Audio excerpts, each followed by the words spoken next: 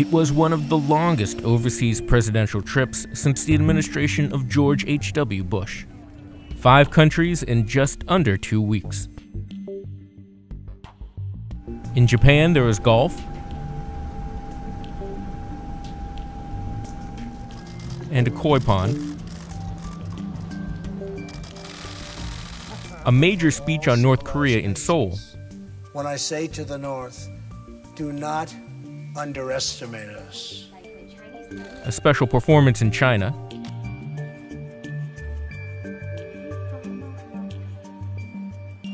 economic summits in Vietnam and the Philippines, and some controversy as well.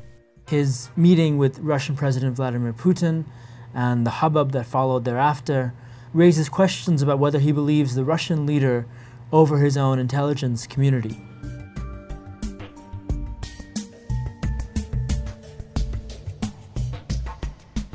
I believe that President Putin really feels, and he feels strongly, that he did not meddle in our election.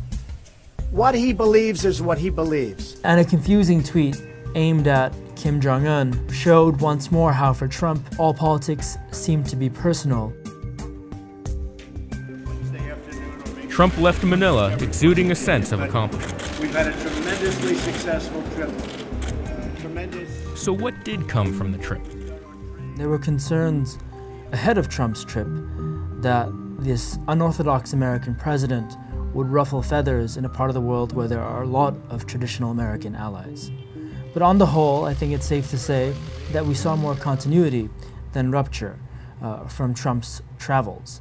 On questions of security, he made the right noises, with Japan and South Korea showing a united front against the threat of North Korean aggression as well as its nuclear program. And in the face of growing Chinese assertiveness, he's moved to elevate security ties with Japan, Australia, and India, partially in a bid to counteract Beijing.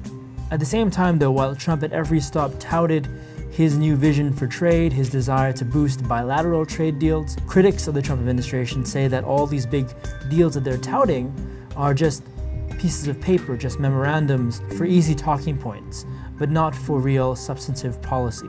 Of course, what was conspicuously absent on the trip was any real conversation about human rights. Trump was happy to talk about them when it comes to the dictatorship of North Korean leader Kim Jong-un, but in other arenas he was quiet.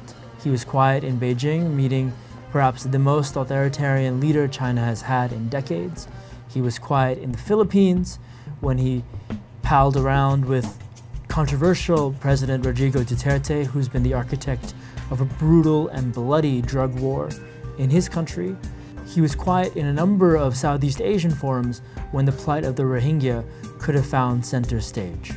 As seems now the case with any prolonged trip overseas, Trump has raised more questions than answers.